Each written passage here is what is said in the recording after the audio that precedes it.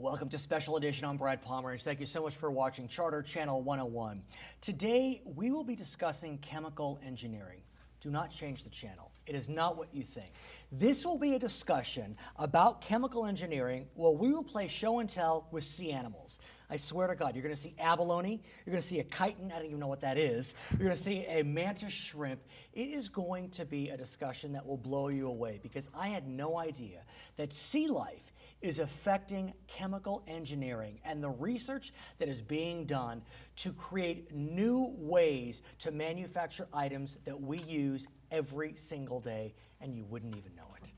Our special guest, if I may say, his name is David Kisailus. He is a professor at UC Riverside. He has brought 3 students. You're going to meet one right now. Kisailus, a grad student, a PhD student in chemical engineering. I am glad you're here. You look like you belong at the beach, yet you're a chemical engineering professor, but there's 2 words I forgot in your title. Your actual title is Department of Chemical and Environmental Engineering. That's correct. And that's where the connection is. Right. Thank you, Professor. Explain to me the connection between chemicals and environment. It sounds like it's an oxymoron. Well, first of all, thank you for having me on the show. This is my pleasure. It's great. And well, I am in the Department of Chemical and Environmental Engineering. What we do is we try to make new materials to help our environment. So we are actually making materials for photocatalytic applications. That means, for example, in our drinking water, there's a lot of contaminants. We'd like to remove those contaminants. We can use semiconducting materials to actually help remove those contaminants from water. And we make those materials based on inspiration from biology. Which I love. I am that guy. And Chris has brought for us today an abalone. A live abalone. I'm going to pull, this is an abalone shell. Right. Why don't you start to pull out the live abalone? I hate to admit this, but usually I see these as ashtrays. That's right. I'm very angry when I see that because it is such a beautiful shell, yet the abalone is providing you and your students with a remarkable insight into how products can be made to be stronger. So why don't you tell us, pull that out, Chris, come on. This is a real live abalone. That is, so the backside, can I hold it? Yes. So this is the live part, obviously. Right. And the shell is the front part. Right. It's the shell that is providing you with the inspiration for chemical engineering. Why don't you tell us how the shell is providing that inspiration? Absolutely. So first of all, we are funded by the Air Force and also General Motors to study these guys because what they do is they make, if I may hold Please, this. no, you hold that one. Sure.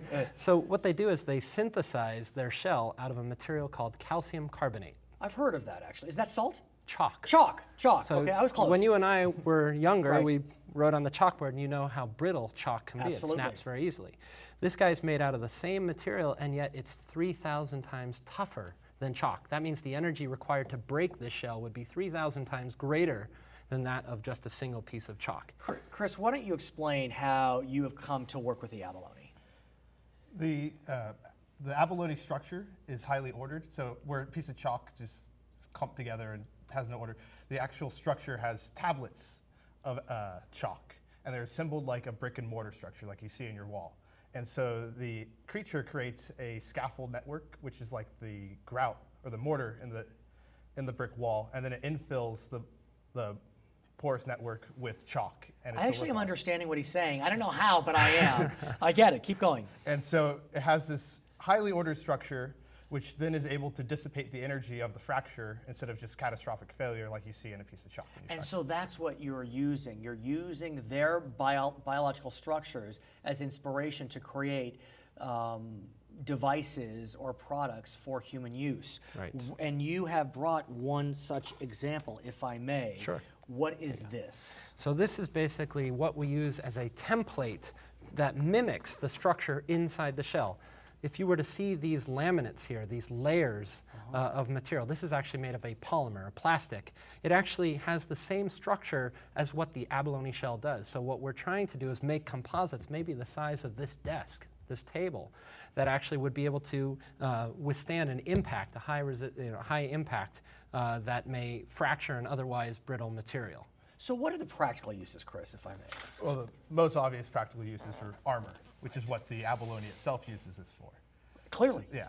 So that, I mean, to be able to use brittle materials like chalk and make them into much tougher materials.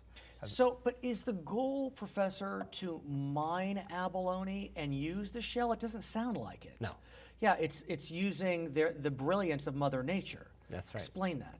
So essentially, in our lab, we have two main foci, if you will. One is to Foci is focus? Yes, to study the actual structure of the shell, understand its mechanical properties, and then translate that into real-life mimetic structures that Mimetic we can use. means? Biomimicking. So we're mimicking the same structure that the abalone has.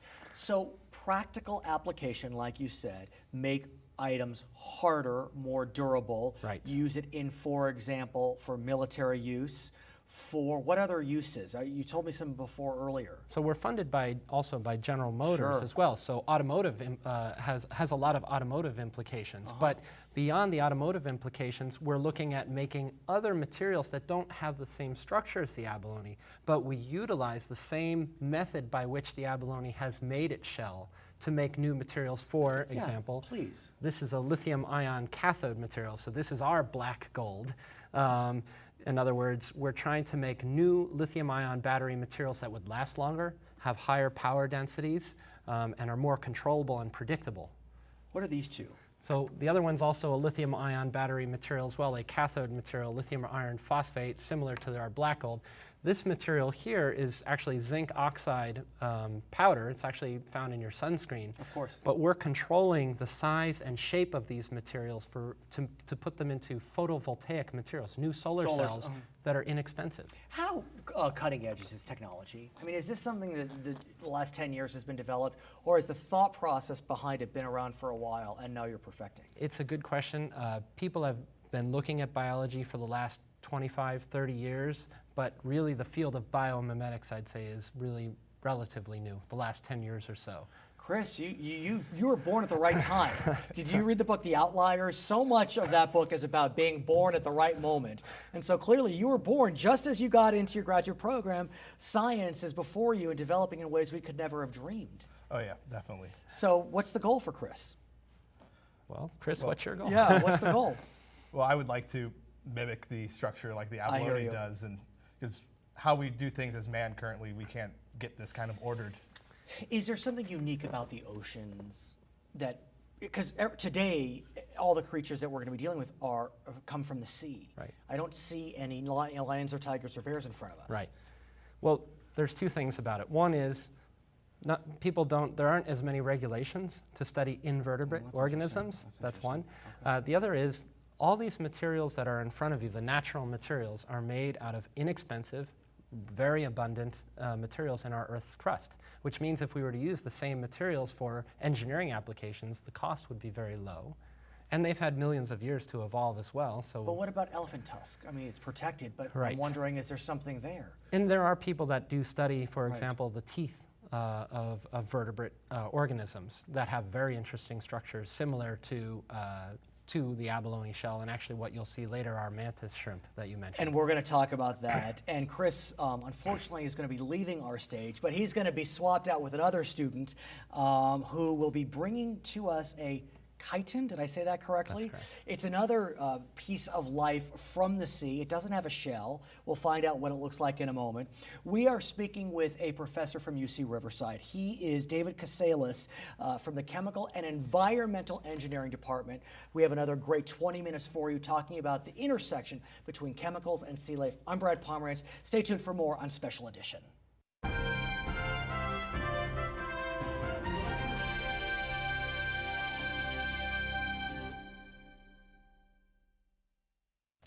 Welcome back to Special Edition on Charter Channel 101. I am so glad you are joining us. If you are just joining us, though, we are speaking about chemical engineering, and as I said, don't change the channel. It's very, very interesting because Professor David Kisailus is talking to us about the connection between chemical engineering and sea life. Who would have thought there'd be a connection? Now we are joined by another graduate student at UC Riverside. Her name is Chen Wang, and I can see she loves the sea because of the beautiful necklace she has on. It's a starfish. I must tell you, my daughters are absolutely in love with the sea. We have the benefit of going to the coast almost every weekend, and it's magical. It really is magical, and I am so excited for you and your studies because if you're going to study chemical engineering, who would have thunk you'd be at the ocean? But you are. So why don't we talk about our next piece of sea life? It's actually one I've never heard of. It's called a chitin. Yes. Could you pull it out, Chen Chen, and then why don't you tell us about it as you're pulling it out? Sure. So the chitin is a mollusk. It's a marine snail. And this critter, this is actually called the Gumboot Chitin, and he's a little bit, he's curled up right That's now. okay. Now, why is he curled up, though? I think he's just trying to protect himself A little irritated? from us. That's right. But we can kind of see it. Because the outside is harder and the inside is soft, so he want to protect himself. Can I hold it? Yep. So, yeah, please, Chen Chen. So tell me more about, so this side, it does feel hard, but yet, well, let me think. I mean, it's hard, but it's a little soft. Yeah, it's shell, and the inside is what we interested. It's the head, and there is the teeth inside. The teeth is called radula. Radula is what we are interested. Okay, so that's what I want to talk about. Why don't you hold this as we talk about these teeth? Professor, tell me about these teeth, which are like none other in the world. It's amazing, actually. So these guys are found on intertidal zones, Which means? just relatively close to the shore, where they graze on rocks. And they graze on rocks because there's algae growing on the rock and within the rock. Within the rock is the key. That's right. Tell me. So they need to get to that algae somehow. So they grind away the rock with their teeth. Their teeth, therefore, need to be Rock? harder. Yeah, I mean, exactly. if I just go like this on the rock, it hurts my knuckle. That's right. That's right. So how are they able to do that? So this is part of an evolutionary process, and they have evolved a set of teeth on a conveyor belt, which you're holding right there. So this structure is called a radula, and the radula have about roughly 100 sets of teeth that are highly mineralized, and they're mineralized with a very hard mineral called magnetite. Sound familiar? Right? It's magnetic. But the magnetite is actually harder than most engineering materials that we know of, even harder than a material called zirconia, which is used in engineering ceramics. Cubic zirconia? Yeah, that's right. Fake diamonds? That's right. I want to switch with you, Chen Chen, because you're going to show me something that will blow us away. So this is the tooth. It's in glass. It's in glass. Can I hold? Sure, sure. It's in glass, okay? And in water. Watch this. Watch what Chen Chen's going to do. Can we see the magnet moving the tooth? Yep, there it goes. I can see it. How is that possible? How is the tooth magnetized? So we wonder whether or not There it goes. That's perfect, Chen Chen. Yeah. we wonder whether or not nature has actually made these materials magnetic for a reason, and it doesn't appear to have a reason within these teeth. There are other organisms that have magnetic nanoparticles within bacteria to steer them according to the Earth's field. This organism chose magnetite just because it's a very hard mineral. Okay, so explain to me, it could be obvious, but I want you to be as specific as possible. Sure. What are the intended uses? Well, let me back up for a second. Is your goal to mine this animal and use its teeth? No. No. Just like the abalone. That's right. No. What your goal is to study the teeth and replicate it. That's right. Are Are you sure you don't want a job in my lab? And the word is biomimetics. That's right. Which means biomimicking. That's right. So tell me what you intend to do to biomimic Right. this animal's tooth. So part of Chen Chen's PhD work is actually to study the tooth structure, understand what the materials are inside it, because it's not only magnetite that's inside it, it's organic. There's a complex sugar called a polysaccharide inside it that actually controls its growth. So she's going to understand how it's grown and also understand its mechanical properties. Once she understands how it's grown, she's going to actually use organic scaffolds, and we have some that we can maybe show on the next segment, how the organics will template the growth of another material like magnetite or any other type of material. So are you going to create synthetic magnetite and polysaccharides? Did I say that right? That's correct. That's what you intend to do. And it doesn't even have to be a synthetic polysaccharide. It could be an organic that actually helps to form the magnetite. So if you looked at the tooth on the inside, and perhaps we can send some emails after the show to folks that are interested, the teeth actually are made, if you looked at the inside of the teeth, they have rods of this magnetite inside it. And outside of the rods are these organic shells. These organic shells help the magnetite to form in these rod-like structures. We're going to use organic scaffolds outside in a mimetic fashion to make a composite material again. So let me ask you, how's your research going? Now we are doing most about the characterization of the teeth to know what's inside the teeth and what's the structure. And we are going to do the mimic or building some models with the software called Upcurse to mimic the structure, how the teeth perform like that. And in the future, it is the synthesize of the magnetite. And so what do you see the uses of this new structure? Sure. So one of the main one is for tooling. You know, dental bits, for example. You need to have abrasion-resistant materials. Oil rig drilling. I'm into that after what's gone on in the Gulf. That's right. That's right. So things like this. So my gut tells me that you and your students are going to invent something brilliant. But my question then becomes, do you get to reap the rewards of this brilliance? The university has a very generous policy, actually. So if we do have any royalties, we get a certain cut of that royalty. That's important. Yes. I must ask you, where are you from? I mean, clearly you join us from a wonderful foreign land. Where are you from? I'm from China. Congratulations. And we're so glad to have. Are you from mainland China? Yeah, mainland China. Well, we're so honored and glad to have you here. And I don't know if I should say this, but maybe when you graduate, you'll stay, and we can benefit from your brilliance, because so often we lose our PhD students to their homelands. But we'll have to see what happens there. Chen Chen, I want to thank you so much for joining us. We're going to be joined by yet another of Chen Chen's colleagues in a moment, and they are going to show you a shrimp that you don't want to get in a fight with ever. This is one brutal shrimp. You're not going to have him for dinner. David, stick around. My name is Brad Pomerantz. You're watching Charter Channel 101. It's Special Edition.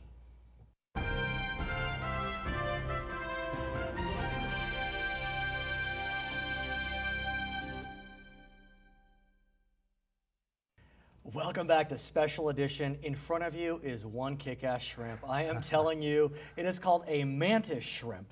And you have never seen a shrimp like this before. Of course, we are joined by our special guests. They are Professor David Kisailus of UC Riverside, and also one of his grad students, Garrett Mill-Iron. Why don't you tell us, as we recollect our thoughts, about this shrimp? Sure. So this is actually a mantis shrimp, a crustacean. I'm going to put it in the center just for you all, so you get a good shot of it. Or should I keep it this way, John? What do you think? There, perfect. So what we do is we find this guy. Actually, in the South Pacific, we've got some National Science Foundation funding to look at this guy. And what's special about this is he's got an extra set of appendages, which are called a Dactyl Club. And basically, I call them fists. They're these bright orange clubs that are tucked under its belly. And what it will do is, when it attacks its prey, it will curl up its club and strike its prey. Why don't you do that one more time? I want the camera to see that. G, can you get that shot of the prof? Yeah, G will get it. Okay. Give us a sense of what it's going to do right now. Okay, so basically this camera right here. So this guy will take its fist, curl it up, and accelerate that fist at the same rate as a .22 caliber bullet underwater and strike its prey. So when it does that, not only does it strike its prey, but then because of that great acceleration, it creates cavitation, bubbles underwater.